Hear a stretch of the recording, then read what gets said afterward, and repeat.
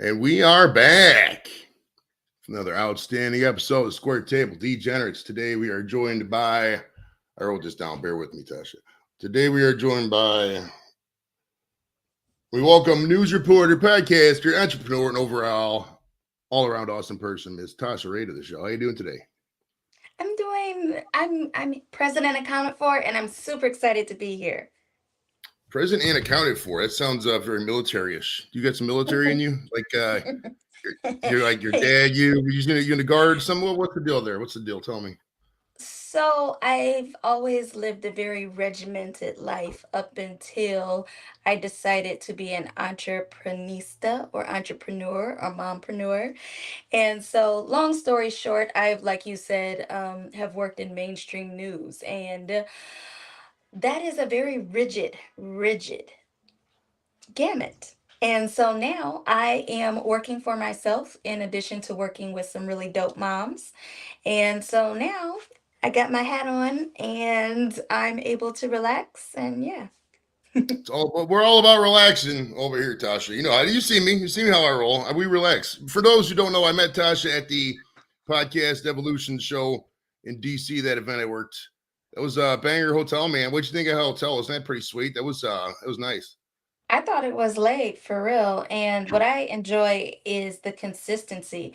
Every time podcast movement exists, it's always somewhere that's on par with being either a 3 or 4 star experience. So, And I'm like, I'm very, as they say, cheap. So I'm like, BW3 and BW3 Buffalo Wild Wings. It's how old I am. there's nothing Fuck. wrong with that. Right. Well, Listen. remember back in the day we used to go to Damon's. You remember there's this place called Damon's, man. They had these big TVs. We used to go there and just pound Oh, play. Oh, that was taking yeah, me back. that was a minute ago.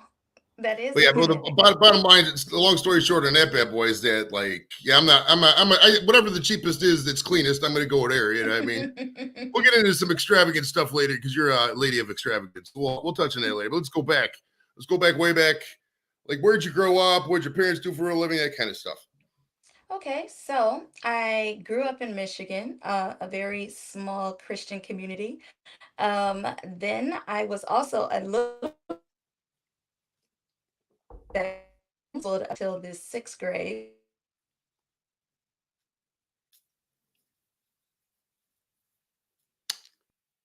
Stand by. And, basically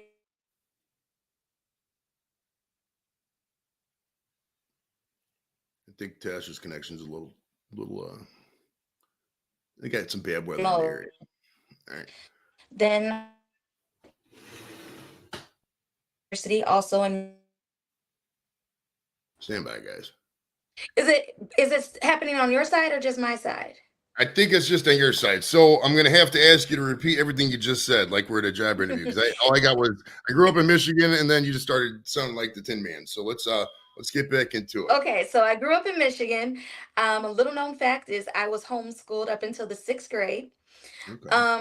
Then I went to PWIs until I went to Howard University. So PWIs, for those of you who don't know, is a term that in my community is utilized often to refer to predominantly white institutions.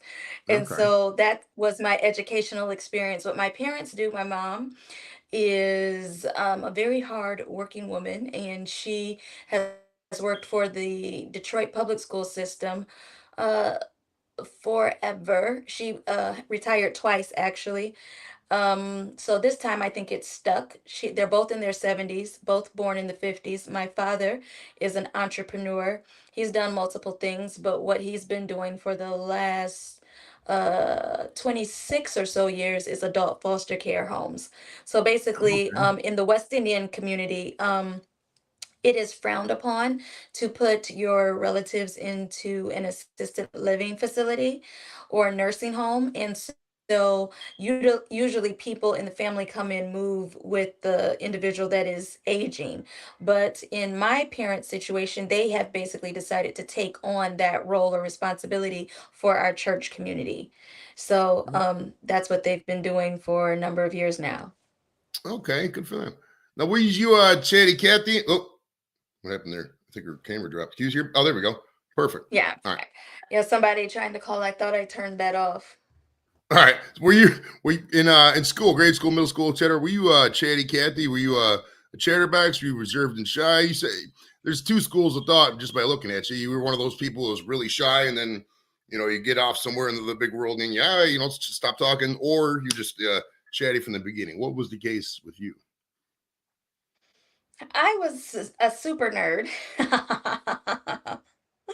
And outside of being a super nerd, because I played in the orchestra, Okay. so I initially was a third chair like everyone, and then I worked myself up to being the first chair violinist.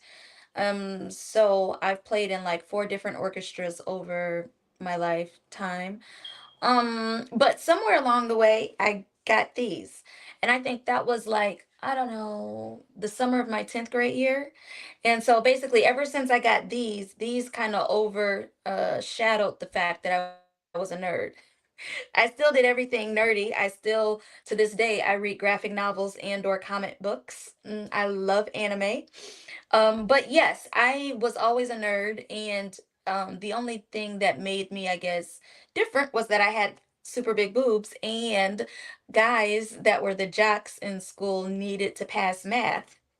And so I became the it girl on campus because if you needed to pass any of the algebra or geometry, I was great at facilitating that outcome.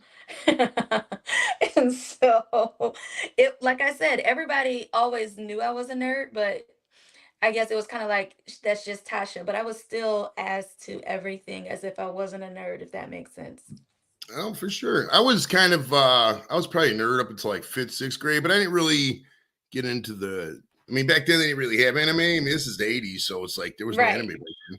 So I was like a sports nerd, stats nerd kind of thing. And then I don't know what. I think I found beer around ninth grade because I mean grew up in Cleveland, grew up in the city, man, and they got all these stores. They'll sell it to anybody. I didn't give a fuck. So we would just go up there. And I was a degenerate in high school, man. I was pounding 40s and St. Ides and OE and driving around like a buffoon. But I mean, it is what it is. But then I turned into, I kind of You. just, I learned to chat over the years, just being, experiences. I was in the service for 20 years and all that stuff. That's why I learned to, get the gift of gab and yap like that. But I was very shy back in the day when I was a kid. I was Really really, shy? really I would shy. never peg you as shy. Maybe quiet, but not shy. Because to I me, was very shy, quiet. Yeah. really? Yeah, now it's the exact opposite. I mean, I go into a room, I got to make sure that my presence is known. You know what I mean? Because it's a different business. No, I mean, now I'm trying to have all the eyes on me. As many people watching, the better, more people watching, the better it is for you. So it's like, Absolutely. you gotta do Absolutely. that. Gotta do that, man. So, like, did you, what clubs? You talked about the orchestra, but were there any clubs, extended, like, were you like Yeah. the chair of the French club and some shit? Um, What was going on there? robotics club. Um, let's see. Gymnastics in middle school, and then I joined the band, which is also nerdy. So I played the alto saxophone. And then I was in the choir. So yeah, I think that sums up. And then I was on student government. So I think that covers everything Did you play, scholastically back then.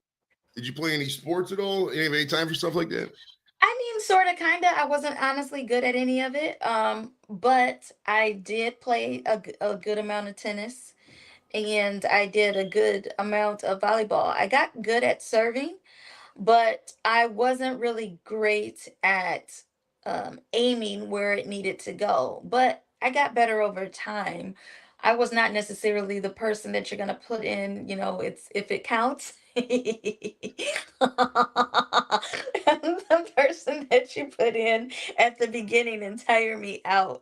And if I'm lucky, I will do something that's gonna shock everybody and myself. Okay, okay. Now you said you went to Howard. That's a For those who don't know, that's an HBCU in Washington D.C. Probably one of the better ones, probably the best one, honestly. Did that kind of get you? Because I noticed in your travel stuff, you're going to a lot of urban spots. You like the when you going from Michigan to DC and being in Howard. Did that get you just to really love the urban style environment, DC? New York City, that kind of concrete Uh, jungle sort of thing. Yeah, so it happened, but backwards. So what happened is I honestly just got tired of being the only one in the token. And so I on purpose started to seek situations where I wouldn't be the only one. So that is what got me on my pathway to applying for graduate school, outside of the fact that I was just tired of being an adult. And I feel like sometimes when you're in other careers outside of broadcast journalism, um, you're able to go to work and then kind of sort of be a person after work. Whereas I didn't have that luxury. I don't feel like I really had the young adult years that you're supposed to have as far as socially, because on average I was working 12 and 16-hour days. And when you do that, and then you're also under pressure to meet certain standards as it pertains to Nelson Media Research, and they do their daily ratings and their overall ratings. But anyway, every day after the newscast, we would look at the numbers, and so every day I felt like I had to be 101%, or I was going to be replaced, even though I did have a 3 to 5 year contract everywhere I went. It was a situation where I always felt like I was on probation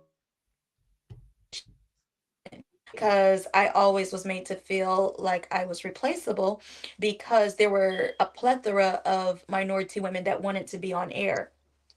But if you turn on any television, um, even in 2024, you're lucky if you see two people of color on the desk. Typically, you see one and then you see the other person that is a non minority.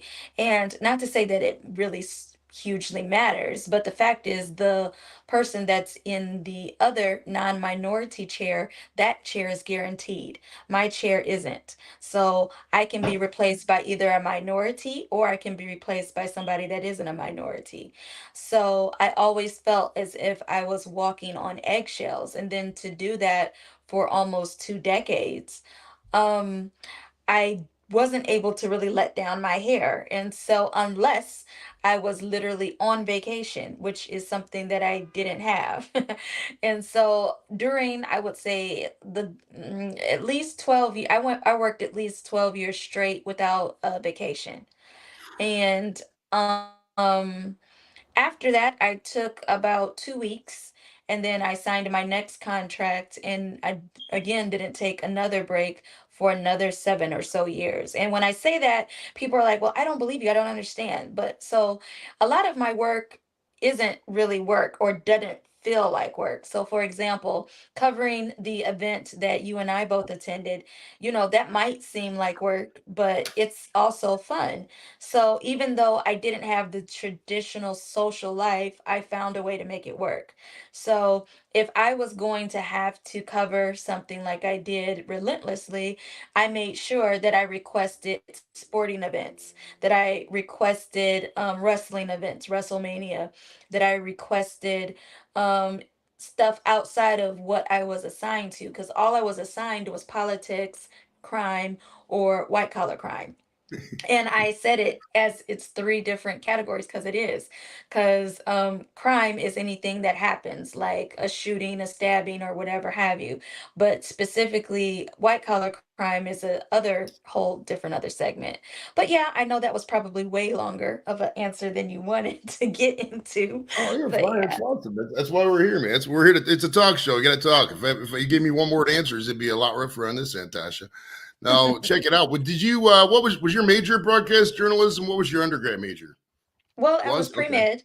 I was Okay. pre-med for 2, almost 3 years. And then I had an internship at John Hopkins and I couldn't handle death. They put me on the pediatric cancer ward Ugh. and I couldn't handle it. And I mean, looking at the little kids every day with their little shaved heads, Yeah, I just wasn't, that takes a special type of person. But the ironic thing is, as a journalist, I covered so much crime that it didn't even feel like crime anymore.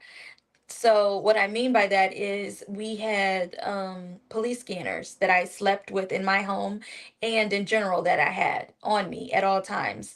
And whenever we heard a crime, then we would go to it because the whole point is to be the first on the scene. And so there would be times when there is no chalk, there's no markers, there's no sheet, there's just an individual. So I have to situate myself where outside of whatever the crime space is, but close enough to where you can see something that's taking place. So usually I'll be next to broken glass, or there will be people around, that are looking terrified, so there will be little context clues to let you know that I'm not just at a random get together. Okay, we got a super chat from Doof. So time for a weed gummy, as is the custom of my people. All right, now let's Love see here. that. I Right, that's actually, the custom. That's I the should have done thing. it with you. I partook before we started. Okay, okay. We'll talk about weed for quite a bit. Don't worry, we're gonna get some weed. Now, did you no? And so I'm assuming you're in DC. So like Mhm. majoring in broadcast journalism, there's, I mean, obviously a bunch of most of these places are headquartered there. Did you get some sort of internship to start out with? What was like your first reporting job, and like what was you? I mean, your first on camera kind of job. What was you? What was you? What were you doing, and like what was the kind of thing going? Okay, so the very first thing that I covered was WDIV Channel 4 NBC affiliate for Detroit, Michigan. And I covered the Jimmy Hoffa murder situation where his body was quote unquote supposedly found, or elements, or pieces, or fragments. Human remains were found at a residence that was supposedly belonging to Jimmy Hoffa. And I am Tasha Ray reporting live for WDIV News. Okay, nice, nice, nice. So did you? What was your? I mean, how long did you do the reporting thing for? 22 years Okay, in various different states. So I started in Detroit, and then I okay, went to Atlanta, Georgia, Fox 5 Atlanta. The second biggest story that I covered was Coretta Scott King's funeral. okay, And as a result of covering that, that is what basically catapulted my career to where it has had the opportunity to go. So okay, at the height of my career, I was able to work in both of the Barack Obama White Houses as it pertains to either media or being on the White House Roundtable, which is a think tank. And we were okay, tasked with bridging the divide when it came to um, scores and scholastic scores, and the dropout rate, and the overall prison to pipeline situation that was happening in the minority community, because it was just really sort of mind boggling how in Washington, D.C., you see some of the most dramatic poverty stricken situations, right. and it's in our nation's capital. So it's like, it's really hard when you, at least for me, when I first got there, it was really hard for me to um rationalize how the White House is less than, 2 miles away from a huge crime. And I'm like, how does that happen? But basically, there are certain places, just like in every city, there's certain places that are wonderful and great, and then you can go a couple blocks, and then maybe it isn't so wonderful and great. So it's the same way in our nation's capital. That's how it is out there in most of these cities. I mean, it's I mean it's just it's every city. I mean, we can't sit here and say, oh, Cleveland's better than Chicago is better than Detroit. There's poverty in every city, and it's part of a capitalist society. I mean, it's part of how the society is built. So you touched on that prison, the pipeline stuff. That's kind of interesting. I'm full heartedly in favor of prison reform. I mean, if you study, and because it's so easy, Tasha, to just go, if you don't want to break the law, don't go to jail, whatever the fuck to say.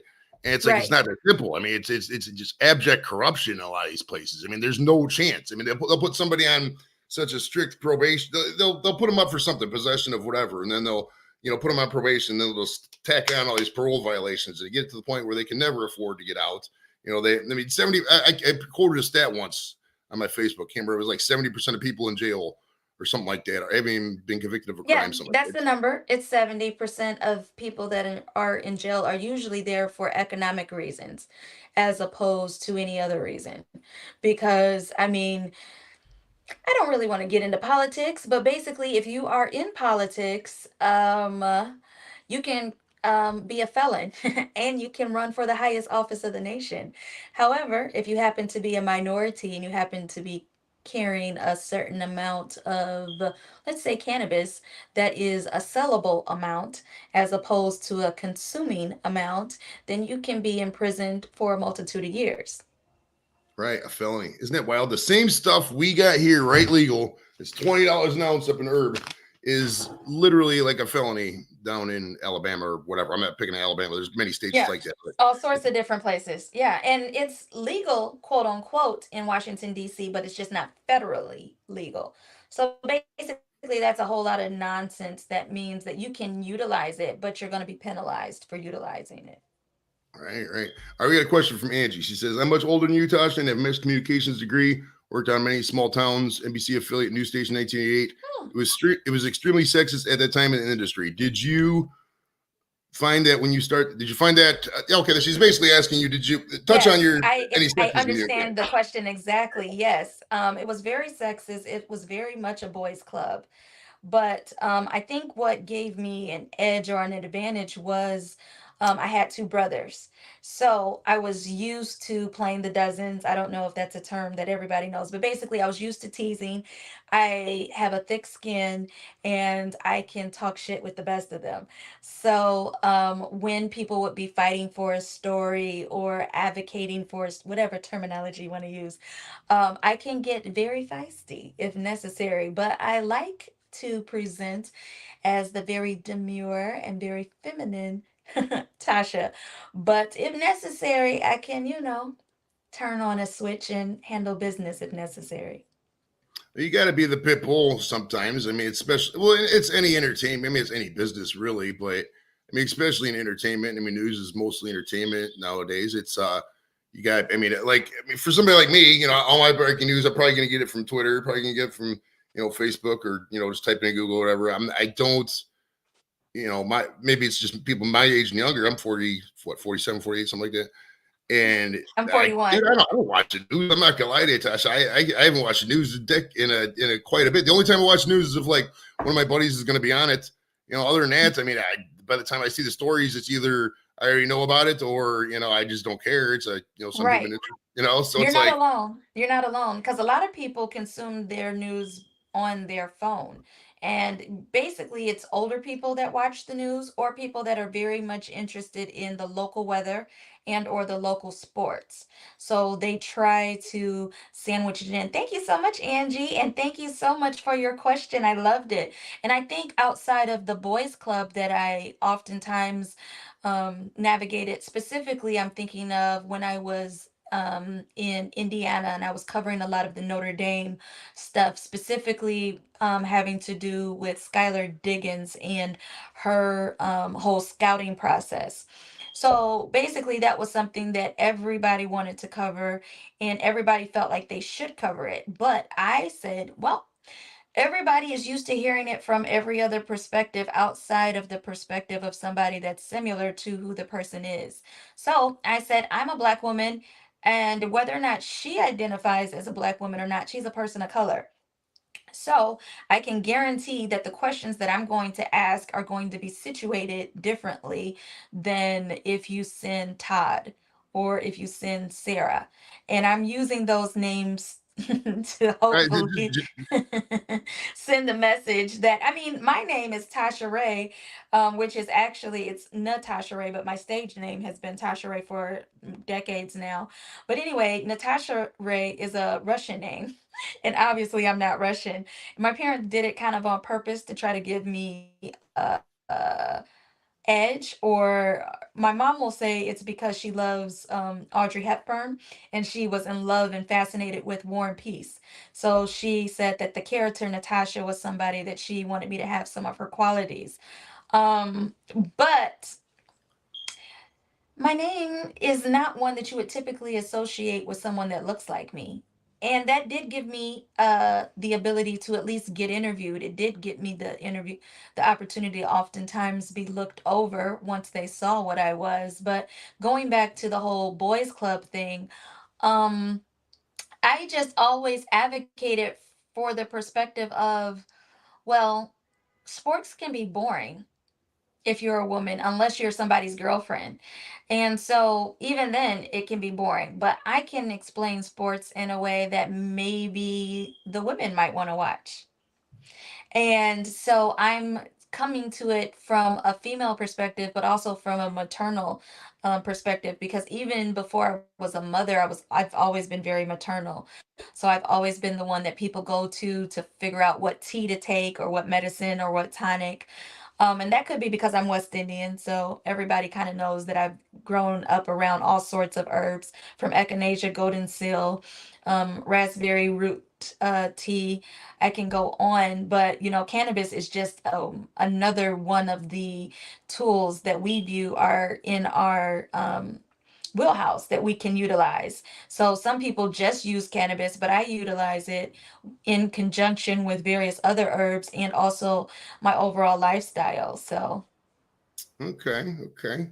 Now, you got to go to like the Pentagon and the White House and mhm, all them buildings when you were mhm, reporting, right? mhm. So did you have to get like a security clearance? What was because I only been on the inside. I've never been on the outside of the Pentagon. I mean, not that I was at the Pentagon, but I'm saying I was always in the military. I never Right. was like covering it and that kind of stuff. Did you like did you were you sitting there asking people like Obama questions or How what does was it work? Yeah. yeah, basically So the process of what. initially, right. So initially, I was in the regular press pool, which is basically you get a press release, and ugh, I'm trying to. So I would put it in a folio similar to this, and it would be a piece of paper, and then on there's their key notes or their key points that they want us as press to talk about from whatever perspective we're talking about it from. So let's say it's something about, I don't know, funding for a war, for example. They'll say, um, highlight the tragedy or whatever the problem is, downplay how much money it costs in order to send troops, for example. And so initially, that's all it was. I would just come there, listen to the main remarks, and then I would then disseminate it on a fifth grade level. But as time went on, and then my work specifically with the Congressional Black Caucus, that and also working or covering both of Hillary Clinton's presidential runs, that is what connected me to Ethel Kennedy. And that woman right there is basically who I have to thank my career for, as far as opening doors, because she was able to see my work ethic and gave me a chance that others probably would never have done. And but because she commands the respect that she does, I was given the ability to um, have opportunities that I probably wouldn't have had. So I started out in the regular press corps, and then from there, I was invited to be on the White House Roundtable.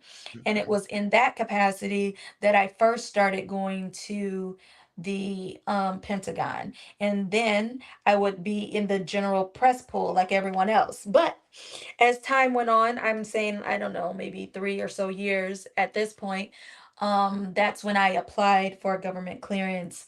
And so when I obtained it, I was able to not have to make an appointment or not have Okay. to be with the press corps. I could just come there if I needed a statement and sign in because I had a government clearance.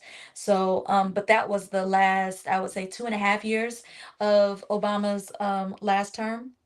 So Okay. up until that time, I was just regular press and or freelance press at a time when I was in between contracts. And then yeah, I got my contract renewed, and the rest is history. Okay. Now I get this is a random ass question. I was just thinking about this. When you go to the Pentagon, Where do you park, or do you just got to take the train in? Because I'm looking at shots, and I know how it is in DC, man. Like I went to grab something to eat, and it was like 16 bucks just to park for an hour. It was ridiculous. Like, Right. do they have a giant parking lot at the Pentagon, or do you just take the train in? What's the deal? They do. They do have a huge parking lot, but I always came with the media truck.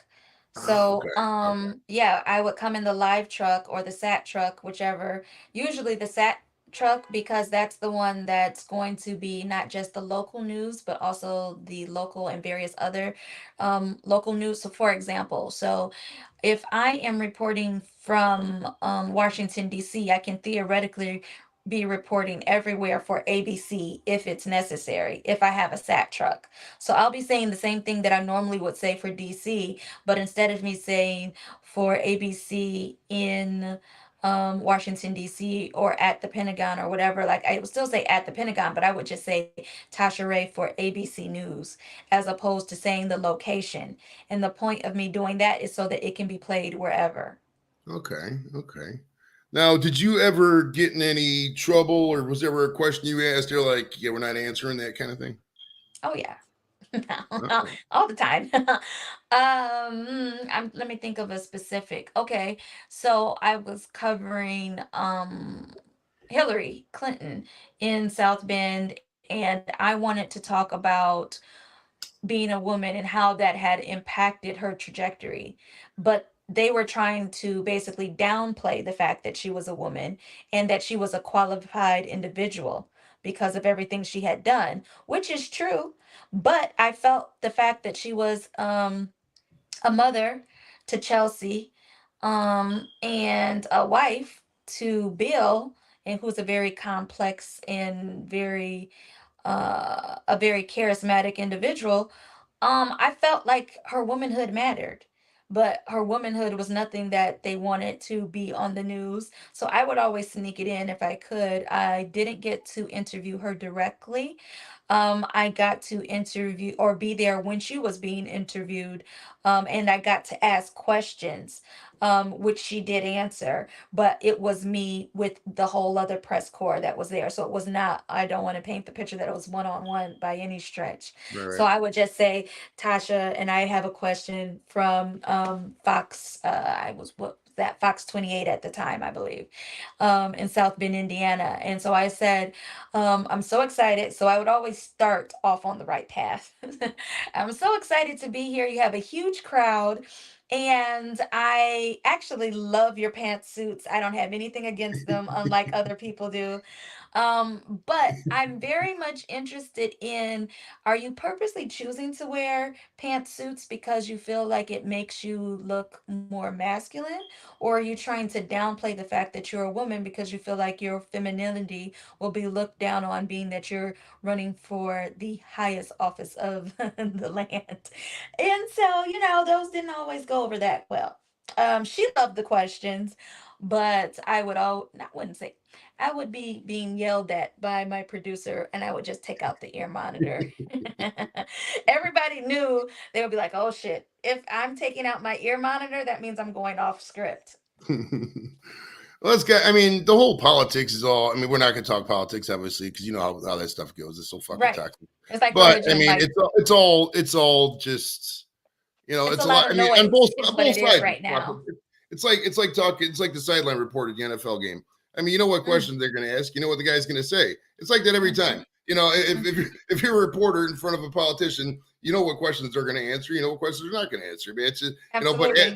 but as you know, and I'm not saying I'm an investigative journalist, but as entertainment people, as people in that ilk, it's our duty to do that because we don't question authority, we don't question shit. You see what happens in other countries, in other places that aren't as awesome as good old US of A. You know what I mean? Right, right, right. Where we have the freedoms to say kind of whatever about whatever. And it's not like that a lot of places, specifically for women. 100%. I got a question from Doof. He says, working with the press as you seem to have done in your career, which celebrity death would you like to announce? Or was there a famous one that you announced? Outside of Coretta Scott King, I also covered the Mary Winkler murder trial, and Okay. that was in Selmer, Tennessee, and it was covered on the show Snapped, that was on the Oxygen Network at the time. Anyway, she was a very quiet and reserved pastor's wife who was accused and went to trial for murder for her pastor husband. And so it was unheard of, and it garnered national attention because, first of all, Tennessee is in the Bible Belt. And so people yell and scream and do the most, but they stay married. And pastors' wives absolutely don't cause any ruckus. You know, they're the ones that bring, the pies and cookies and the very best of anything that's ever going to be served at a gathering, as far as food. So you're looking for her to bring a pie, not a weapon. And so I covered that from the whole trial. Outside of those two people, I the Jimmy Hoffa situation, but again, he had been dead for quite some time, and it was his remains that were supposedly located. Um, I believe that's the only celebrity. I did cover a lot of other people that nobody would know. But yeah, those are the three people that come to mind that had huge media attention behind the stories. Okay. Great No. question. Right. A good question, guys. Guys, we have a great audience here, Tash. I don't know if you've ever checked out I the show, love but that. I love that, it's Joe. we've met up in person. I know everybody in the chat, and half of them I've met in person. Shook their hands. It's a good time, man. It's not just a YouTube show; it's a lifestyle. Man, we've been doing this for 5.5 years, and we're making differences, man. One Wow. person at a time. Congratulations. You can't change a war with one gun, but if you got a ballistic missile, people are gonna fucking listen to you. So once we get that ballistic missile, look out. Now describe your journey from the corporate realm into the digital entrepreneur realm. What was your first journey into the podcasting and this kind of stuff? So it was the pandemic, and it was motherhood. It was together. So for me, my daughter was born in January 2020. So that's a little bit before the pandemic really started to happen. But I was trapped in my house like the rest of America. And I was unable to work in a traditional sense outside of what I had been doing for a while, which is ghostwriting and being a contributing writer for various different online publications. But long story short, I was feeling lonely and I wanted to connect and couldn't, like a lot of people. And then I was on Google, like all of us were, looking on the internet for stuff to do. And outside of one day, I was, tired of looking at porn. And so I said, okay, well, what else can I do outside of sports, porn, and however many other people have died of COVID? So I'm like, okay, well, let me type in motherhood. Because that's something new. And I'm like, okay, everything I was looking at in motherhood looked very bland and yuck and just boring. And I'm like, okay, well, spicy motherhood. And then it came up with all these recipes. I'm like, okay, I gotta tighten up my word search here. So I'm like, okay, African American plus motherhood plus podcast. I'm like, I think I got it. So it was third time was the charm. And because being an investigator, you realize super quick that your searches need to be targeted. So anyway, on the third try, I got it, and I was just scrolling, and there was only one podcast that popped up, and it was called Good Moms Bad Choices by Erica and Mila. And they are podcasting out of California. And so long story short, with them, they met because, just like myself, but prior to COVID, they felt isolated and they didn't feel like they were understood um in other spaces having to do with mom clubs. And so the reason is, well, all of us are moms, but we all kind of mom differently, kind of like parenting in general. But outside of that, there's a lot of cultural differences. So for example, African American children are taught from an early age they're supposed to be seen and not heard. White children, for example, are taught they can see and say whatever and have whatever range of emotions they choose to display. Whereas African American children are taught you behave a certain way in public, period. Now, there are always outliers. There are always ones that don't fit that, but largely we would be embarrassed if our child was doing the most at a gathering, whereas the other moms were quite content to let their kids run a fucking muck. And so we were like, okay, so this is different. But then the other thing was, we didn't really want our kids to pick up those habits. And so it's kind of like we self isolated, not really because we wanted to, but because there was so much self expression and so much self be whatever you want to be. And I'm all for it. But at the same time, just because my daughter wants to play with trucks, I'm not going to dress her up in overalls. Straight She line, straight loves line. Thomas the Train. She loves Spider-Man and what is Paw Patrol. She loves only the boy characters. I really don't know what that's about, but she's recently sort of started to dabble in the girly, I'm gonna say her girly area, in that she's 4.5 now, and so she's interested in unicorns all of a sudden. But outside of unicorns, my child is very much a tomboy. And so that in another home might be the green light for my child to now have a different pronoun. But I see no reason to give her a pronoun outside of she and her, because she's a she and a her that happens to like a lot of quote unquote traditionally masculine things. So, for example, like I said, she loves trucks. So I took her to the monster truck rally a couple weeks ago, and she was on cloud nine. And she loved that there was several, not several, there was a lady there who wasn't just there interviewing or wasn't there as a part of the entourage, but she was actually one of the drivers that had one of the coolest vehicles. And so I felt like that was a super awesome moment for my daughter to see a woman being a woman, but also being a woman in a man's world. And so I don't feel that just because you have certain different preferences or likes, or you like sports over instruments or whatever have you, I don't feel like that means that as a parent I now need to say my daughter is a they or is something outside of a she. Amen. Amen. I mean, yeah. What can you really say about that? Mustang makes a good point. Teach her how to take care of a car. Hey, Mustang, you could teach me how to Yeah. take care of a car to start, because I don't take care of shit. I drive a Kia.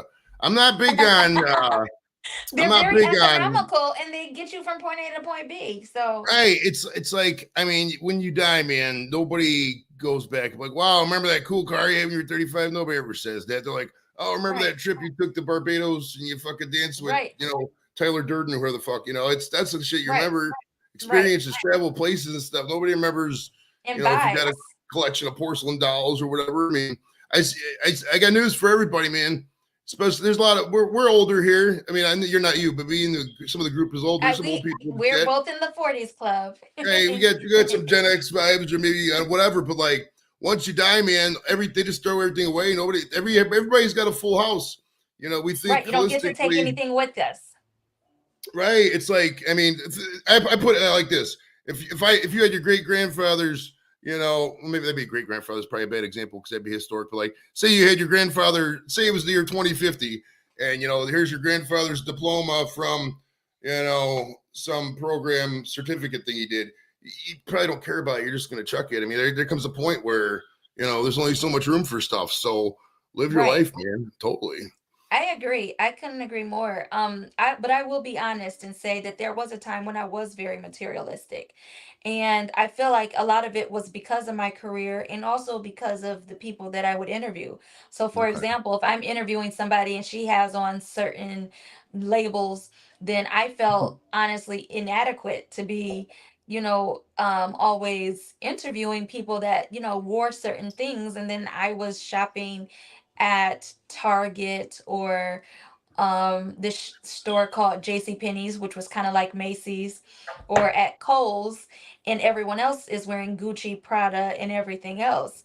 And so then outside of that fact, my father had always taught me that credit cards were a form of financial slavery. So Oh yeah. whereas my other coworkers, they felt like, they had a job, and so that meant for them to then start charging everything.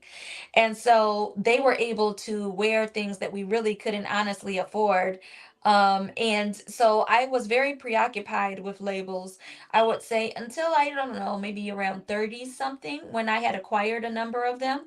And then one day I was just looking at my closet and it dawned on me that I had several vacations worth of vacation in shoes and bags. And from that point on, I decided to have my friends and various people, a couple cousins, I think there was a couple cousins or play cousins, people from church basically came over and raided my closet. And so from that point on, I buy quality, so I buy things that are made out of leather, for Right. example. But you will rarely see me with a label. And the only reason if it is a label, it's usually because I want it in a particular color and I couldn't get it outside of getting a label. But it's not that I don't like labels. I just feel like, I don't know, just because of everything that's going on with climate, with the climate fuckery and all the heavy shit that's going on in the world, for me to be utilizing money in that way when we're having wars and people stuck in all sorts of predicaments, I just feel like it's just so out of touch, I guess.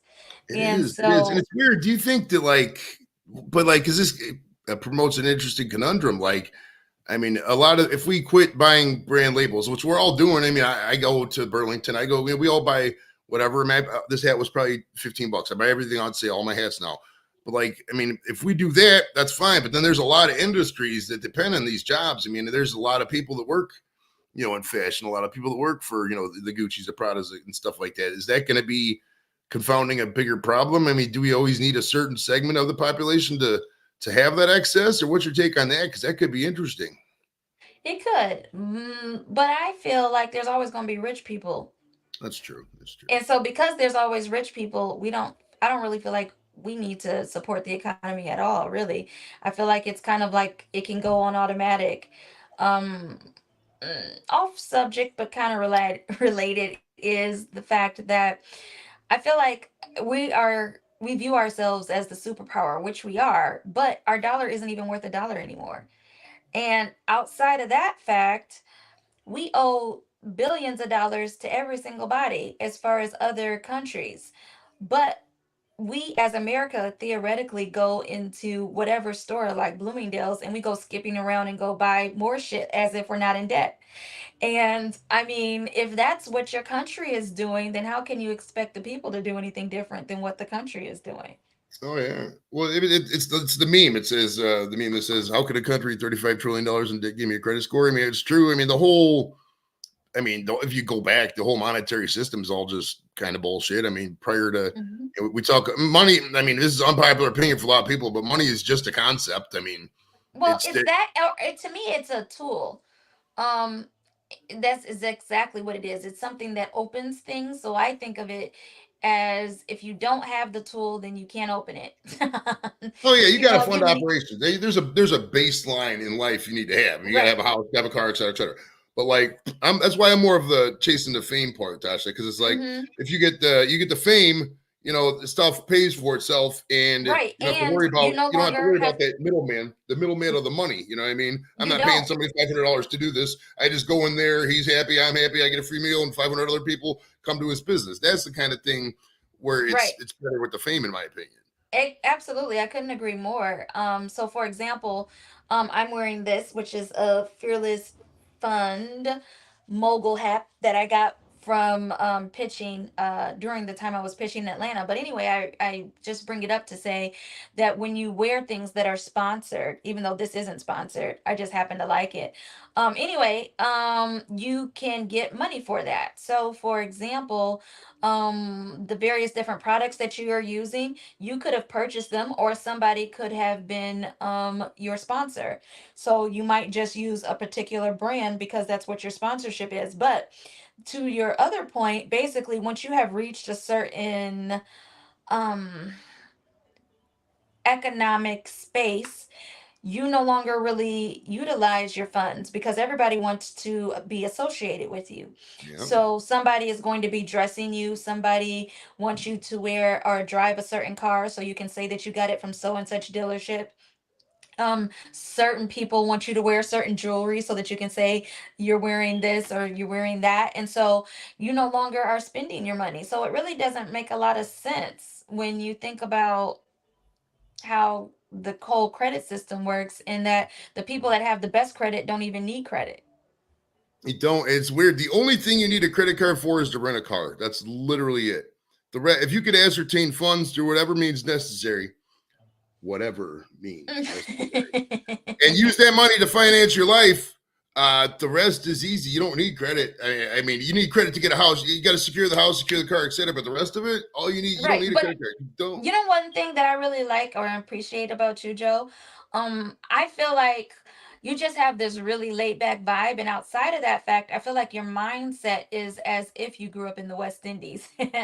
And the reason why I say that is because, it's an island, and so that my parents, my father comes from Trinidad and Tobago. So anyway, the reason I say that is it's an island. Any of the islands in the Caribbean are islands, and there's only so much square footage. Right. So if you have a house and you have a mode of transportation, which is usually not a car because it's a lot of dips and mountains and pathways, everything but a road. I mean, we do have roads, but the point is, if you have a car, it's going to be parked a lot of the time. And the rest of the time, you're either going to be walking or on a moped or something similar to a moped, something with two wheels that's going to get you where you need to go, unless you're in the water, which point, you'll be on a jet ski or a boat or a pedal, whatever.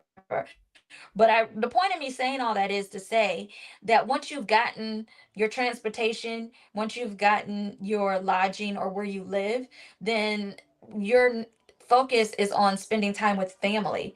It's on making memories. Is not like it is here in America, where it's very materialistic, where the whole goal is to get a bigger house, to get a faster car, to get all of these things, and not just to acquire them, because once you have those things, they're supposed to come with women and notoriety and certain things like that, or men and notoriety and certain things like that. So for me, the reason why I'm on a mission to be on various podcasts, and I'm so excited to be on yours, is because I want to get my viewing back to what it was back when I worked for mainstream news.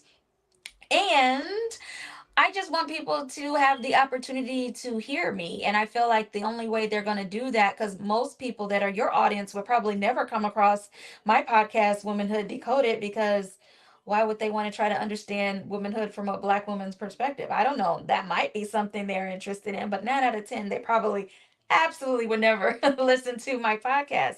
But because you are the super dope person you are, you and gave me the opportunity to be a guest on your platform, and so now I have the opportunity to be here and be my authentic self, and uh, to maybe make a connection that I would have never made, otherwise. So I'm super Yep. grateful and thankful for this opportunity. Thank you, Jared Easley. If you're watching, even on the replay, he introduced us, and it Mm-hmm. was an instant hit. I was wearing that jersey actually. It's just a coincidence it's hanging Yep. up, but Mm-hmm. A we're vibe. just she And talked, I and had we on a just dress. I don't know if you remember. It was sparkly. yeah. And then we went to Top Golf, and we had a party at the Top Golf, which was what was your take on like that location? I mean, I thought it was a good spot, but like we gotta be real. Not everybody likes golf, so I don't know. You know what I mean? I thought it would have been a Uh, better. What do you think? I thought I could see what they were going for. I think what they were doing is trying to have more of a grown vibe, I think. Because the other podcast movements that I've been in attendance, for example, Questlove was there, and so he was the DJ and the drummer and all of that. And so obviously everybody was super hyped, especially the younger podcasters or the younger media professionals or creatives. And so they were super hyped and they knew all the songs. However, if you looked around after you got out of the 25s and 28s, nobody else knew the songs. And so I feel like some of the feedback was probably, okay, that was great. How many times are you going to basically cater to the younger people? Because at the end of the day, podcast movement is about making connections, networking, and also leveling up. So if you want people to want to come that are going to be the teachers, are going to be the facilitators, are going to be the keynotes, then you need to kind of um cater to what their interests are. And so I feel like that was a happy medium where podcast movement felt like, okay, you can have kind of a chill relaxation or whatever hype vibe over here, but if you're over here on the golf side, you can chill and relax, and it can That's be true. a regular golf experience. Yeah, that generation thing is wild though. I think it's a problem because like we've had nothing new since the '90s. You really haven't. I mean, you got kids, that are younger than my kids. My kids are 14 and 15, and they're still wearing Mario Brothers crap. They're still wearing Star Wars. They're still wearing South Park, whatever that Yeah. started in the '90s and earlier. We've had nothing new since then. And you go to any event, they're gonna play standards from the '60s, '70s, '80s, and '90s. They're like, if somebody Hmm. was like, what's the best song of 2017? I have no idea. I might be able to name a couple MGK songs, but I'm sure they're not going to be up there. So it's like I mean, that's going I'm to the be a same huge way, thing. honestly. I mean, how are we gonna? I mean, bring back music basically because Captain brought up at one point. I mean, this is the easiest way to say it. Modern music sucks. I mean, is there some good stuff? Yeah, there's some good stuff. Do you think it's a problem with just saturation? There's just so because everybody can get on YouTube and make music now. You think it's just so much music that we're never going to get to how it was? And we got to be real too. Like these record companies were always screwing over artists. It's not like artists in the '80s were having a good time and making money. They were all getting screwed over the whole time. So do you think that the corporate oligarchs are just always going to control that and never let it go? I mean, is there any hope for music? What do you think? I love the question. I think there is hope. I feel like specifically my generation, is very interested in live music. And I don't know if it's because all of us were in band or orchestra or something, but we just love live music. So we're going to go and search for it. And so I personally am on a mission to listen to anything new that is live. The keyword is live. Now, I don't listen to nothing that's on the radio unless I have somebody in the car that's younger than me and they have a Spotify account or whatever have you, and then they listen to something, and then as a result of them listening, I'm listening. So I'm trying to think of what his name is, but basically, there's a song that goes, "She can have whatever she wants," and it's kind of like what is it? A remix of Ti's "Whatever She Wants" or "Whatever She Likes." It's like that, but yet it's like for this generation. So it's basically the same thing, but just remixed. But anyway, that's what they do, anyways, from generation to generation. I say all that to say that I don't know if we'll ever have an era like, for example, Motown, or if we'll ever have a Barbara Streisand era, or Dolly Parton era, or Whitney Houston era, or I can't, or Temptations, Aretha Franklin, Marvin Gaye. I don't know if we'll ever have any of that again. Um, but I feel like we do have people that are talented. Like Beyonce is talented. I feel she's a little bit overrated. Um, I know that's probably going to cause some issues for people. Well, I mean, I the did Beyonce like thing's her funny. out. I don't know. I just feel like there's a lot of people that have a lot of talent. And I feel like certain people get certain, like you said, play in the media or whatever have you because they fit a certain mold.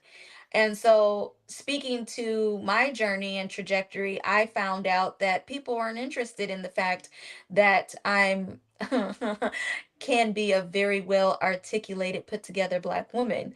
But something that they might be interested in is that I love cannabis. I'm a mom, and I have a very super high sex drive, and I have huge boobs. So, You sound those like you're things me, but a put little shorter together. and with boobs. Yeah, that's the same Yeah. way. So, when you put those elements together, I have basically realized that, just like in media, if it bleeds, it leads, or sex sells. So I purposely position myself and dress a certain way. Whereas today, I feel like I'm Tasha around the way. That was my look. That was my goal that I was going for. I don't know if I nailed it or not, but I feel like, unless I said I was 41, probably people wouldn't think I'm 41. And then my overall energy and what I talk about, what I'm interested in, is I don't feel like it's about age anymore. I feel like we're kind of getting away from it, whereas the previous generation, oh, thank you, Angie. Yeah, the previous generation I feel like was very stuck in whatever generation, but now it kind of seems a little bit more fluid, kind of like gender. It's a little fluid these days. I don't know why, but the word fluid to me means a lot of different things. That's the word Um, that people don't associate with being gross. Everybody always throws around like moist and damp and shit like that. But fluid is one. One that always got me was frothy. Frothy discharge is a gross thing. It's very.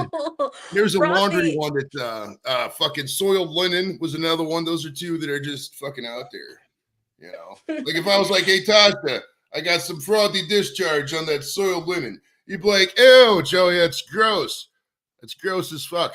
You know what I mean? Joe, I gotta ask a question really quick. I have loved all of your questions, and we can continue to go back and forth because I'm here. And if you ever want me back, or if you want to be on my podcast, I'd love that as well because I have had some men on there, so you wouldn't be the first. But I gotta ask a question if I can. Oh, totally, totally. I'm an open book. Go ahead. So the question that I'm asking is for anybody that is hoping to be like me as it pertains to being a podcaster and they are a person of color, and they're basically trying to replicate what I have done in order to position myself and my podcast and my brand. So I would like to know from your perspective, being that you gave me this opportunity, what was it about me or what stood out? Because there were various other minorities, various other women from various different backgrounds, academically and otherwise. What was it about me or what did I do right in order to get this opportunity so that someone else that's watching that would like to get an opportunity to be on another type of platform, what do they need to do so that they can get the opportunity? Well, it's basically about being in the community. I mean, I was properly introduced. You know what I mean? I was introduced to a bunch of people, but I mean, a lot of this stuff is just corporate sales stuff. Like, hey, buddy, what do you do?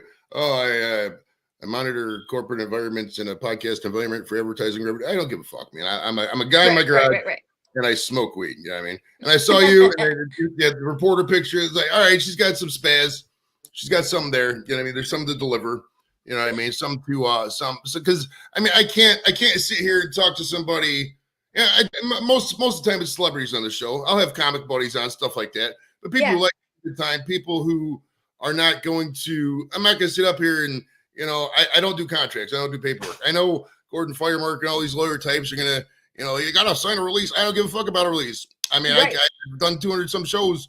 I've talked to people who've been on Heisman Trophy winners, guys who won right, Grammys and shit. I had on fucking Tommy Chong. I've never once signed a release. Well, Mindy Sterling was the only one who did. But and beyond that, fucking nah, it's ridiculous. I just like I mean, at the end of the day, Tasha, we got to leave the world a better place. yeah, And if we have more corporations, more corporate bullshit, more arbitrary rules, more informal rules that oh, women can't do this, men can only do this, and right, it's all gonna in a system that it's all bullshit anyways. And right. corporate America is all bullshit. I got I news for agree. I I work, couldn't agree more. I work for the government. I can tell you a story. I work for the government, right? It's getting a Uh-huh. little too. I mean, I don't know. And all my bosses. I got 3 bosses in my main line, and they're all black girls, all very, very nice women. But Hmm. it's just like that in the government. They don't think about color the way corporate America does, Right. and that's why I was never a corporate America guy. Not just because of that. I just don't. I can't be fake like that. I can't. If I see something that's bad, I'm gonna be like, "Yo, that's fucked up." And I was like that in service too. Right. They didn't like it, and at times I was being lazy. I'll admit. If any of my service buddies out there were watching, you're like, "Oh, for all you were lazy." Look, I'm a lazy guy. What do you want? I mean, if there was a mission, I'm always gonna be down to do the mission. If something broke, I was there. But I'm not gonna do busy work. I'm not gonna. I'll give you an example. We was in Iraq, and there was this guy, this colonel, and he's like, "You got to go out there and spray the pad because we got to take a picture." I was like, "Dude, it's gonna fucking rain later. It's stupid. I ain't doing it." So I just sat down. I was guarded. I was like, "What are the worst thing to do? Send me home?" They, once, once I found out they were too lazy to process discharge paperwork, I kind of just did whatever. Right.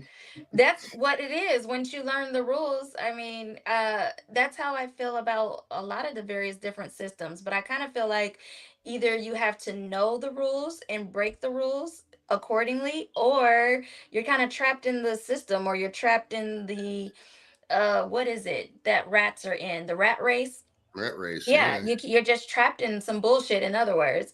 And so I feel like any opportunity that you get to be yourself, be yourself.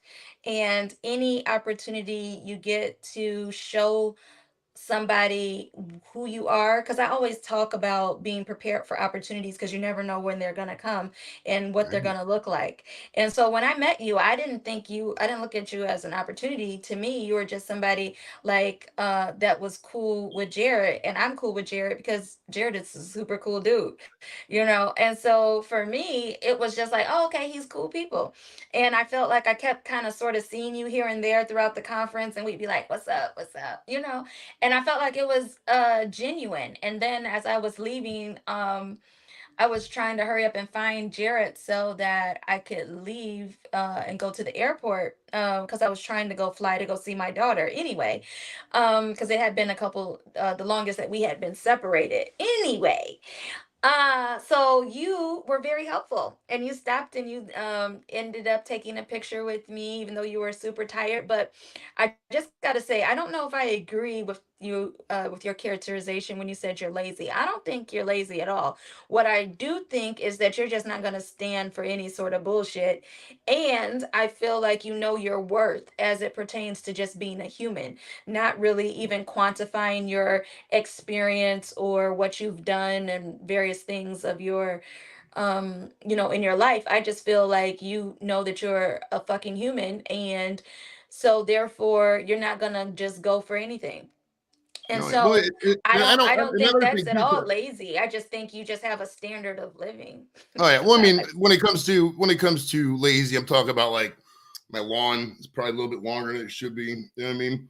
well, you'll My get dad to it when you get stuff to like that. Yeah. Well, my dad had right. a sign, and it's funny too because my dad was more of a clean freak than I am. I mean, for lack of a better term, slob. You know, I mean, I try to keep a good area, but I mean, like there's this can of White Claw over here, for example, and I don't even drink. This is from last week. I just haven't cleaned the table off lit.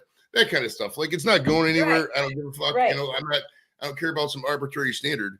But I mean, you Right. touched on the point of the system. There was a line I read. I don't know if I read it or saw in a video or whatever, but if you can't learn to live within the system, you got to learn how to exploit the system. And I know that sounds really anti, being a proud American kind of thing. But Right. think about it like this, Tasha. How many people, they go to work every day, year in, year out, these corporate Hmm. jobs, and they're completely disposable. Just a fucking number. You know what I mean? They don't care about you. The second you're gone, they just want somebody with the heartbeat and they're gonna give minimum wage just to fill a chair. Yeah, I mean, Absolutely. they will lowball the fuck out of you. If there wasn't a minimum wage, they pay a negative. They don't care. They It is do so not. true. Even if you've been with the company for a long period of time and you think that you've earned whatever stripes, you feel like they will make you realize no, real quick, when it comes to negotiating a contract. And the funny thing is, they're so quick to ask you to stay overtime or to ask you to do something extra. But whenever you ask for a salary bump or increase, all of a sudden it's just like, well, we got to go to the drawing board or we got to have a committee meeting. I'm like, well, I didn't have to have a meeting when you asked me to come in on a day that I don't even fucking work. You know, we didn't hold a staff meeting for that. But if I tell you that I know for a fucking fact that my coworker is making a huge percentage, at least 15% more than me, and I'm not even asking for 15% more. I'm just asking for a 5% increase because I got fucking bills to pay. Because that's one of the things that really fucking pisses me off is people often tell me that I'm overqualified when it comes to anything as far as employment. Because people you kind of asked me earlier about why did I change or what got me to doing this. Mainly I was a mom, and I realized that if I wanted to be a mom that was actually present, I was going to have to create a job because nobody was going to give me a job. Because the first question that I'm asked is, am I willing to work weekends and holidays? Fuck no, I'm not. Nope. And the reason why I say fuck no, I'm not is because one, I'm 40 fucking one, and you got kids and people that can do that shit that's single, and you wouldn't ask it to fucking Todd or Steve. So why the fuck are you asking me? You're only asking me because I have something different for my genitalia and I happen to be a different color, and you're utilizing it as a way to discriminate. So, but you can't quote unquote technically or legally do that. So you're going to come up with this band-aid language, which is you are overqualified. But I can have somebody with my same exact resume that looks absolutely nothing like me, that probably looks like one of your cousins or nieces, and she's going to be given the job just because. And so that's why I became an entrepreneur, because I needed to be able to make money, and I needed to make enough where I could live comfortably in New York. And so the reason why I'm sitting on the floor with my podcast mic and my tablet as opposed to being in the studio is, well, today didn't go at all according to plan. And I'm also in the process of moving. I have officially moved into my new location, but my furniture hasn't all arrived. And so I'm still paying for the other place where I am, because my daughter is a child and she can't understand the concept of your bed isn't here yet. And so um that's why we're still here. Even though her bed is here, my bed isn't. I made sure that her stuff was here way in advance while I was on vacation for my birthday. So her room is all the way set up in the new place. Mine isn't. So I have a bed frame but no mattress. And I have a chest of drawers, and I got some other ends and bibbles, bobs and bibbles and stuff. Basically, I don't have nothing comfortable. So I'm still here. And so I said, I looked on my calendar on my phone and I'm like, well, when is my interview? Is it this week or next week? I'm like, fuck, it's this week. And I'm like, okay, well, what time is it? And then I look at the time, I'm like, fuck, not because of that, but because I'm like, I'm not at all at the studio. And then I had my whole green screen that I was trying to use, but yeah, that didn't really go according to plan. So I was just like, fuck it. I'm gonna sit on the floor and I'm gonna have a bomb ass conversation, and it's gonna be what it is. You want to know a reverse green screen? All you gotta do is put on green stuff, and then it's whatever. You know what I mean? If you think your green Right, but glasses you see, regularly, I'm wearing yeah, a shirt. What does it say? yeah. Live If you have a Avenue, green shirt Manhattan. on, if you have a green, I got a, it's in the, I think it's in the laundry because I wore it a couple days. But if you have a green shirt and a green hat and anything green, you can just put the background as whatever. You don't even have to wear the shirt. You could even wear like sponsored shirts if you want. So if you're out there, that's a free tip from your boy. If you want to wear sponsored shirts, just get a green shirt and have them send you your logo, and you're good to go. Okay, well, thank you for that. I will All right, definitely use that. we got some random questions here. What is your favorite Pokemon? I don't know if I have a favorite Pokemon, but it's not sort of kind of related. I do really like Speed Racer. Okay. My favorite Pokemon is probably Charizard because it's the only one I can remember right now. Do you like Manwich? No, but I It's kind of like have Sloppy tried Joe. it. Yeah, I it's know. kind of like Sloppy Joe. It's good. It's probably a little expensive now. All right, we got a question from Angie. Tasha, you're a beautiful, intelligent, independent woman, and you're an inspiration to me. What advice can you give Oh, me as a 55-year young, newly independent woman starting over for success? pivoting. Okay, so I am 41 and you're 50. I'm just humbled that you would even think to ask me. So thank you for that. I would say find something that you are super good at or that you know a lot about. So it could be you know a lot about, I don't know, making brownies, or you're really good at cross stitching or making quilts, or you're the person that everybody comes to for accounting advice, or you're the person that everybody comes to for parenting advice or for love advice. Whatever it is that you're interested in, I would say market the hell out of it by pitching to your family. So for example, if you're normally giving everything away for free and you're normally giving your advice and stuff, continue to do that for free because that's who you are as a person. But also start to monetize. So if you're making brownies and you usually give them away for holiday gifts, do that, but also set up a table at whatever local extravaganza that they're having for the holidays.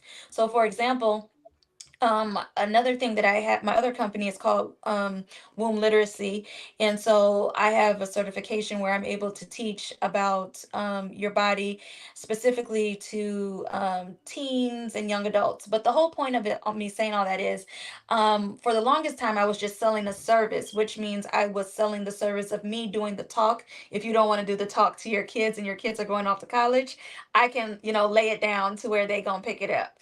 And so I was doing that. But then somebody said, okay, if you really want to make more money, you need to actually have a physical product that you can ship.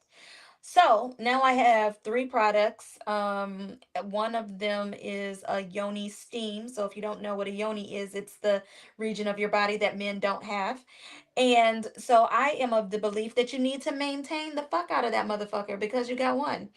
And so I feel like just like you get pedicures and you get various different eye procedures or facial procedures, I feel like you should pamper your poom poom or pamper your vagina. And Right, just a so good old click clip. Right, right, right. right. And so I have created some herbs that I know have various different benefits. And outside of that, I also have a yoni oil, which can also double as a oil-based lubricant.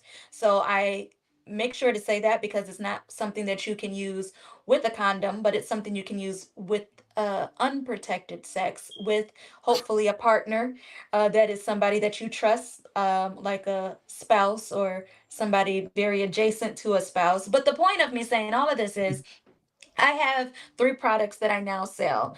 And for the longest, I felt weird selling stuff, to be honest, because I kind of felt like I was the Avon lady, but different. And I basically had to get over myself and realize I got bills and I need Cheerios just like everybody else needs Cheerios and tissue and whatever else. And so I just decided to get over myself. And just like I don't care about people telling me no when I was a journalist, because to me, a no is just one more no that's closer to a yes. That's how I view it. But my main specific advice, if I were to if I were to simmer down everything that I said, I would say find something that you're passionate about, market it to your family, market it to your friends, and then say that thank you for supporting me for all of these years. I've been giving it to you for free because I love doing it. It's a passion of mine, but I'm thinking about having more financial freedom, or I would like to have another stream of income, or maybe you don't want to work in a traditional setting, or maybe you want to retire or whatever have you, but you still want to have money coming in. So you just say, it'd be great if you support me. And if you are a person who you don't like anything that I'm selling, well, what's better than a sale is a referral. And so if you can think of somebody that, you don't personally have any interest in your vagina or maintaining it, but you know that you have that one friend that gets every single treatment. So the one friend that gets every single treatment for everything, then you might want to, tell them or send them my Instagram, womb literacy, and tell them that, Tasha's selling stuff and I don't personally use it, but I think she's a dope person, so give it a Well, let try. me ask you about the pussy oil. Is this stuff non toxic? Is there stuff I could like throw down on my partner's, my lover's box there, and it tastes good? Like, is there a bacon and cheese flavor? What's the deal? And So and if this market and this product does not exist, could you look into this and make it some edible? Because I think that'd be a good market. Because sometimes maybe I want to watch a game, right? But maybe I want to go down on my lover. If you made a yeah, maybe you want cheeseburger to eat a flavored, pussy while you're right? doing I can that. eat the pussy. It tastes like cheeseburgers. I'm in. So what's Well, your take? I have two different scents right now. I have strawberry and then I have a watermelon. And it's a very, very light scent and it's all non-toxic. Okay. Nothing was tested on animals. It only has three ingredients. And I don't really say what the ingredients are, but I don't care. I'll tell you it because nobody's gonna do it because people are always feeling like, oh, well, somebody's gonna paste and copy. Well, maybe they will, but at the end of the day, there's a plethora of toothpaste, and Crest hasn't gone out of business yet, even though there's Colgate and everybody else. So, what I have done is I have utilized the various different herbs that I was telling you about that you use to prevent things. So, I got a certification in women's reproductive health, and I found out that there were different herbs that can help to balance or prevent problems in the areas that you have. And so basically, um, I have utilized herbs that mimic the properties of probiotics, for example. Okay. And so basically, it's tea for your poom poom, but the oil version is the tea for your poom poom. But instead of you sitting over or hovering over something to, benefit it that way, it's in a little dropper, and you can use it as something to spice up the night for self play, or you can put it on as just an extra step in after the shower. Or a lot of my customers are using it as a salve after they've gotten a Brazilian wax, for example. So they use it after they get out of the shower and after it's still kind of sensitive. They'll utilize my yoni oil, and I've been told that it helps them to feel a lot better faster. And then I'm also been told that the smell is very light, but it makes their lover scoot in and be like, "Are you wearing something?" So it's not an overpowering thing, but it's something that makes somebody get closer. And anything that makes somebody get closer, I kind of think is a good thing. And it's like, do I smell strawberry, or am I just that high? Like, am I thinking about strawberry right now? So I've been told that it's a really positive, and so it has a very light texture. But again, it's something to be utilized for self play or pleasure, or for to utilize in a situation that people are going to be safe. So you need to have your STI, infection list or whatever have you. I feel like I have to always say that, because whenever I say, Here's my I got a very controversial take on some of this. I yeah, think that a lot of that stuff is really overblown you think so? because I really do. I really do. Okay. Because I mean, maybe there's a certain sect of people, right, 2 to Right. 3% or whatever, who have all this stuff that I'm just not privy to this world.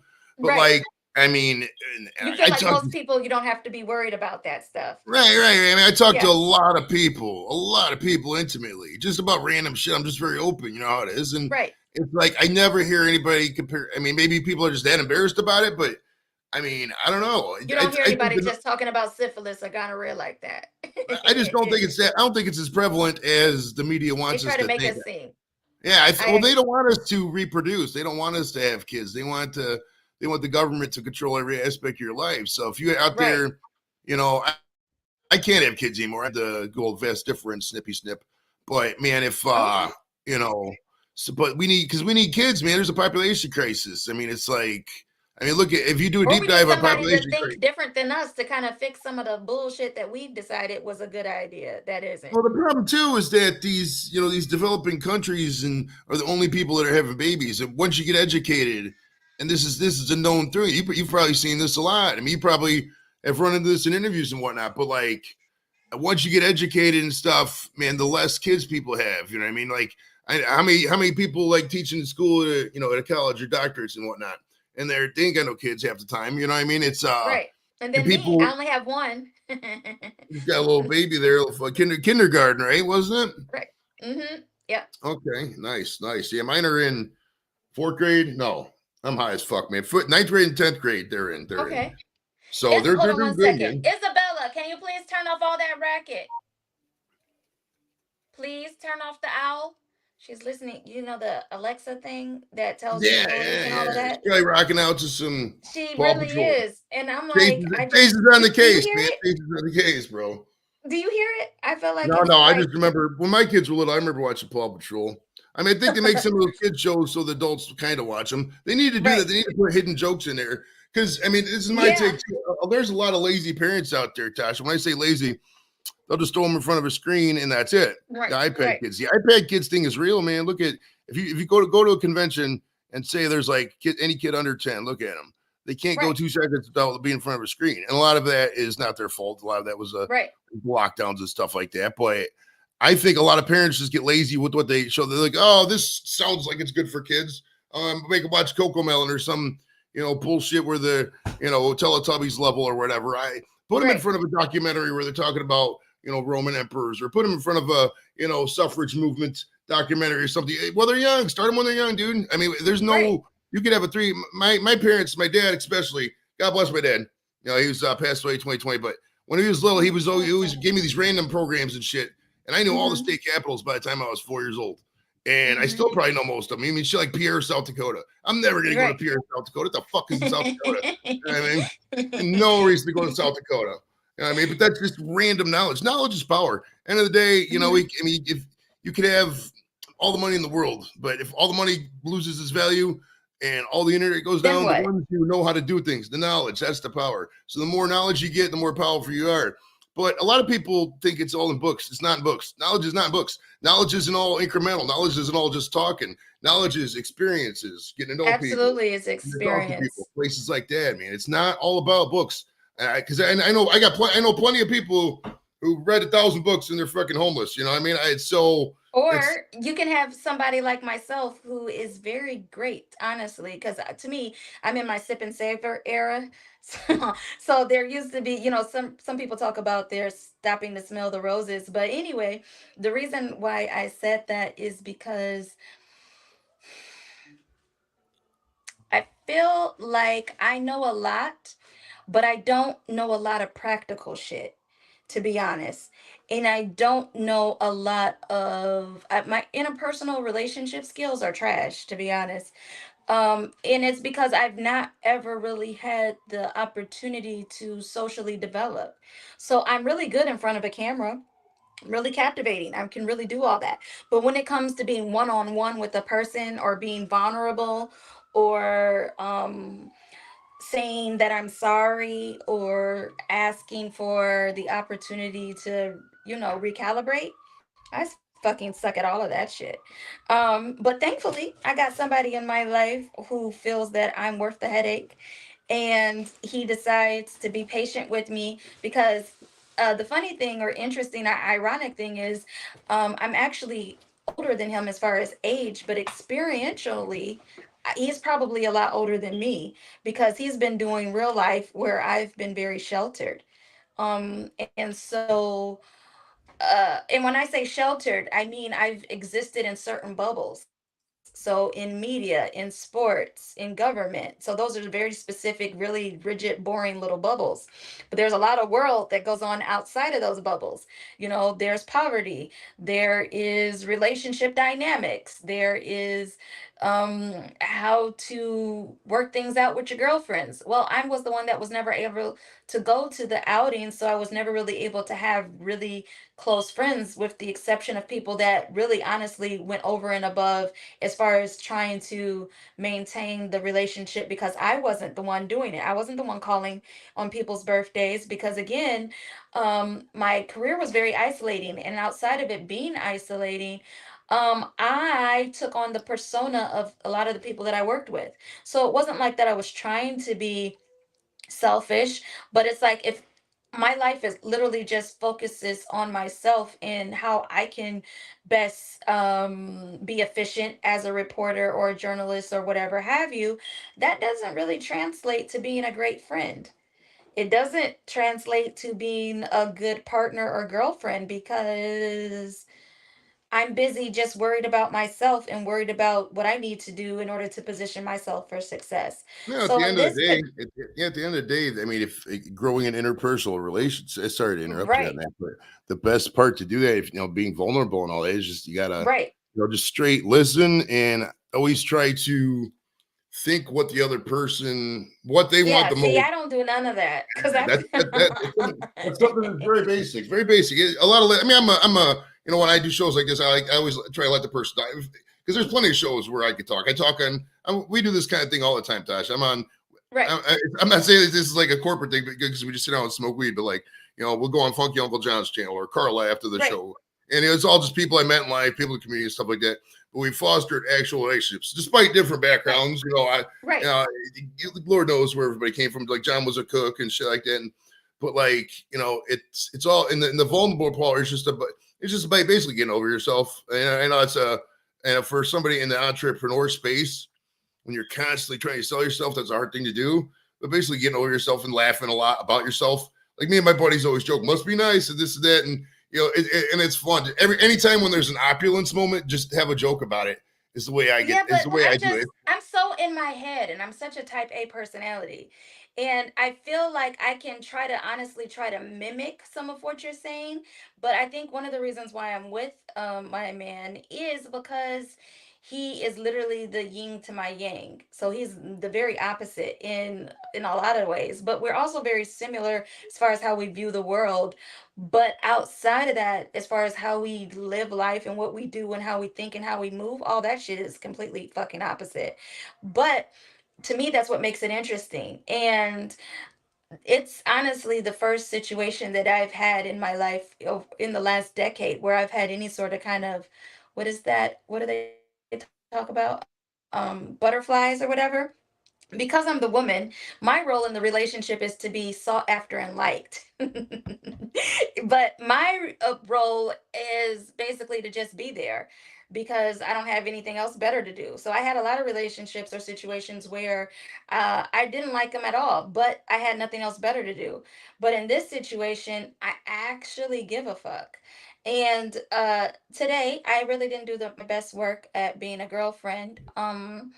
So I got to kind of, work on that. But I think he can see that I'm trying.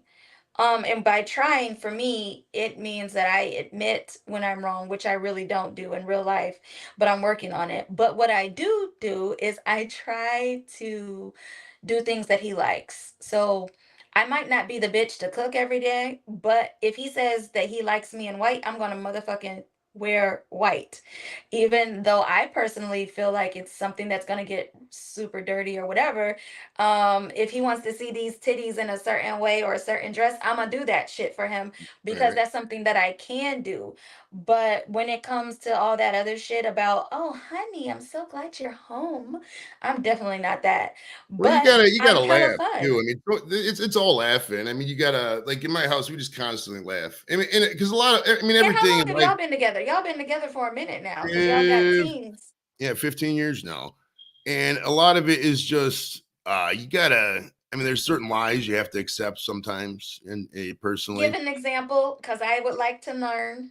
and no, I mean, like that's kind of getting off topic, but like you basically can't. Like me personally, like I'm not gonna Yeah, not see my kids every day. Just I mean, if right, I'm on vacation or whatever, fine. But like I have to have all vacation with my kids. But like I'm not gonna not get up in the same house. But like, hey, what's up, kids? I mean, maybe when they're older, obviously. But like, so that kind of right, thing, will get me to just concede. Like I just don't care. right, And a lot of the not caring is after my parents died. I was like, there's nobody else. There's nobody to impress. There's nobody. right. I'm Nobody to the hold it, yeah, I'm hold the I'm accountable the for anything. yeah, I'm the what's the Mustafa kind of at the top of the food chain thing. Mm-hmm. Like I'm the Joe Dog, Joe Edibles. I mean, people are tuning to me.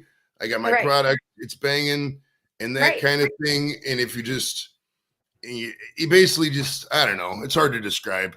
I feel like you're 'Cause- making mad sense, though. I feel Well, like and I I'm need to also pick not it going to up. sit here and act like I got a quite successful marriage. We've been through a bunch of bullshit. Probably still will go through a bunch of bullshit. Man. It's just life. But I'm not gonna. But you're still there. So Yeah, that's obviously you're doing something I'm always right. gonna pay here and pay the bills. I mean, I'm not gonna pay for two households. Bottom line, so I could suck up some bullshit and get called names every now and then. I'm not saying this has happened. Everybody gets in arguments, man, and we can't act too Yeah. like there's I know so many couples, man, and there's the ones that laugh about it, or the ones that get through it. Because I mean, because there might be some times in life where one of the parties does some fucked up shit. Right. Maybe they were drunk. I don't know, but you'd have to be like, is it really worth all this stuff? Just for this thing when I know that there's still stuff there. I mean, it's really just because Mm-hmm. with society, and we go back to the exploiting society thing, that's a lot of part Mm-hmm. of it. If you maintain Yeah. relationships despite what societal norms think, because if you Right. listen to all the societal norms, half of them are going to contradict each other, but you're going to That get part. nowhere. You know what I mean? You're going to Mm-hmm. get nowhere in life. So if you do Mm-hmm. shit and you just have fun and define the things you have fun with and you accomplish that, there's no telling to what you could do in life. I mean, there's nothing that rattles me at this point. I had Andy Dick on 3 months ago, and he was just ridiculous. He'd ask me these questions like, "Hey, Echo," and then once he realized that I couldn't get rattled by his just silliness because that's how he bonds. He was answering the Mm-hmm. question. And the last 3, 4, 5, 6 interviews I watched for that, nobody can answer the questions because they couldn't get past the fucking buffoonery and the Right. obnoxiousness of the drunkenness. I've been that guy. I've been drunk at the bar. I've done that thing. I've Right. done it to excess, so I know that. So I know how he's thinking, and that kind of Mm-hmm. stuff has helped me grow I mean, as a person, yeah, I'm not saying Right. go out here tonight and do 20 shots of Cavassier up at the fucking pub just to see what your limit is. You know, I mean, that's Right. not the case for everybody in the chat, but I mean, to know your limits, to know, you know, that's another thing. Don't lose your limits. I mean, don't get to the point where you can't remember where you're at the next day. You know, that's a big one That too. part. 100% shit. Oh, we haven't got to the Queen's question yet. We're going to get into some silly good questions now because we're at, I don't want to keep Tasha here too long because she's probably going to use the bathroom and everybody else wants to talk to. All right. So we're getting some I weed just need here. to roll up again and I'm starving is what it is. Right? Oh my But this gosh. is a great conversation. Hell yeah. Hell yeah. All right. So we'll get into some weed now. And I know you like the weed because we've talked about this.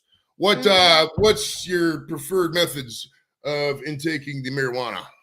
Okay, so I love them all. I specifically love the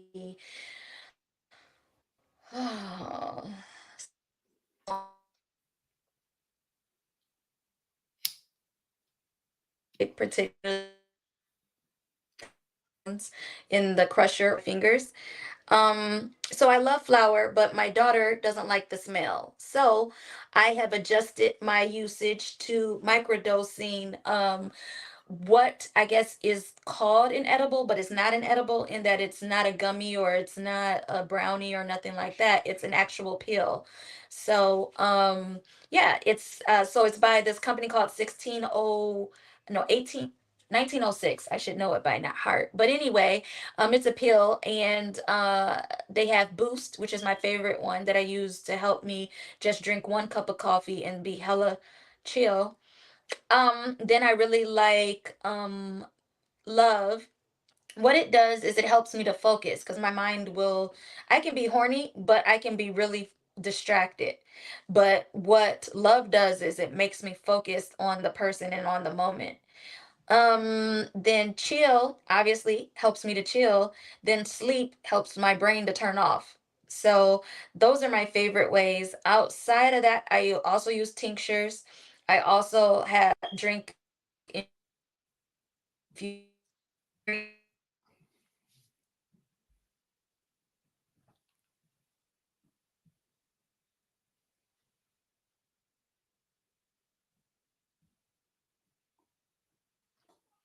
Stand by. I think your connection's a little jacked.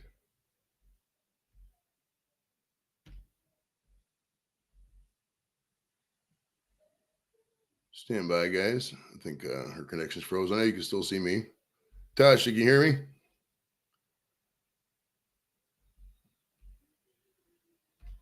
Yeah, I get to me every time, right? You still there? I think her shit froze. Yeah, I don't. Wait, oh, there she dropped. She might get back, but I'm gonna say with the kid not liking the smell thing. Uh, I'm like this. I'm a differing school than Tasha. If your kids can tolerate some weed smoke, when they get older, they can be in them rooms. The others aren't in because they can tolerate it. Nobody wants to have somebody who's complaining about smells and all that. You know what I mean? Half the reason a lot of these older people are smoking or voting no on the weed issues is because they don't like the smell of it. Well, I mean, would you be like, hey, guy in the wheelchair, I don't like the smell of that rubber. So could you please not use your wheelchair? Of course you wouldn't. So why would you say the same thing about marijuana? A plant that really smells glorious. It does. It's intoxicating. Gets into your head, your face, your nose, etc. It's fucking amazing.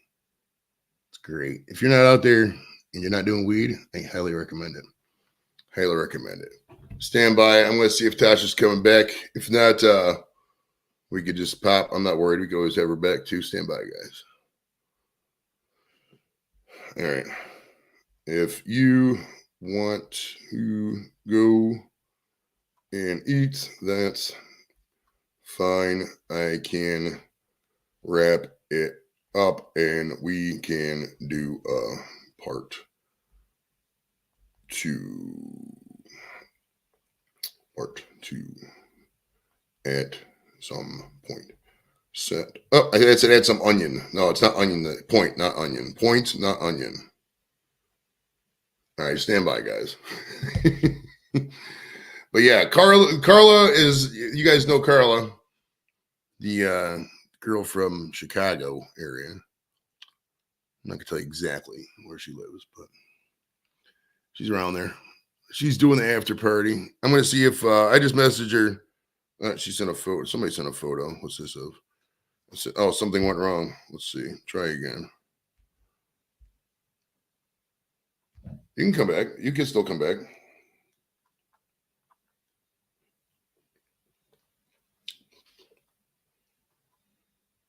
Stand by, guys. I'm messaging her. All right. Yeah, she's okay. She's gonna feed. Okay. Sounds good. Sounds good either way. I'm actively texting. You gotta eat. You gotta eat, bro. She's gotta eat. All right. All right, cool. Hey, I'll tell her about Carla's show. Hey, come to my friend Carla show. It's the after party. After party. Say hello. Hello. When you are done eating, not resting. All right, I think we got it. So I think what we're going to do is we're going to wrap the, okay, cool. I will in like 2 seconds. Let me wrap this up. Let me wrap this up. All right, so listen, the next show, there's not going to be a show on the 20th. In 2 weeks, there won't be a show because I'm going to be camping with the boy. Next week, I don't know what's going to happen yet. The 23rd, though, 23rd of September. Actually, on Monday, I think. Yeah, it's a Monday. The 23rd is going to be Chesney Hawks. It's like 2 p.m. Yeah, you are the one and only, or I am the one and only, that song. This is in the title sequence for Doc Hollywood. So check that out. And also, don't forget, tell all your friends, all your barbecue boys, everybody who likes that kind of things, February 3rd, okay? Don't forget. All right, so we'll see you at Carla's and have some fun.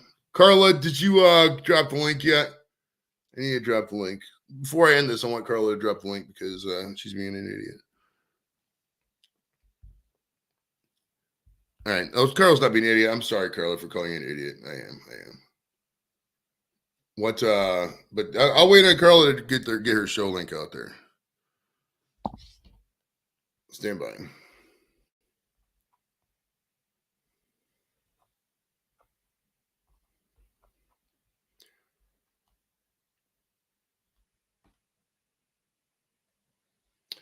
Carla, did you get your link there yet? Carla, we got 16 people. We can start out with an instant audience, man. Don't be like this. Well, one of you can help Carla out too. Most of you are mods. Hook it up because I want to get it too. I don't feel like if I can open another window. I just want to fucking zap. One of you get that link in there, and then we'll roll. Fine. I'll fucking do it. Carla is a slacker, bro. She could have like $1 million in the bank. She's doing bullshit. Fucking Carla. You got no time for this. This is why you don't have $1 million in the bank, Carla. What's wrong with you? I gotta find her. It's hot in here, so I gotta turn the air conditioning. I shouldn't because it says 67 on there. It's not that. It's fucking not that cold or hot or whatever. Fuck, Carla ain't been here in a minute. There we go. Carla, enter, go to channel. All right, having fun bar. Okay, she called it the having fun bar, which is kind of crazy, right? Having fun bar. That's about the most. It's like if you're asked, hey, group of Chinese guys over there, what would you call a bar? Mr. Joe, we call it having fun bar. It's very good time. Don't ask me why my Chinese accent is Japanese, bro. I'm not an accent guy. All right, we'll see you at Carla's at the link right there. Until next time, America.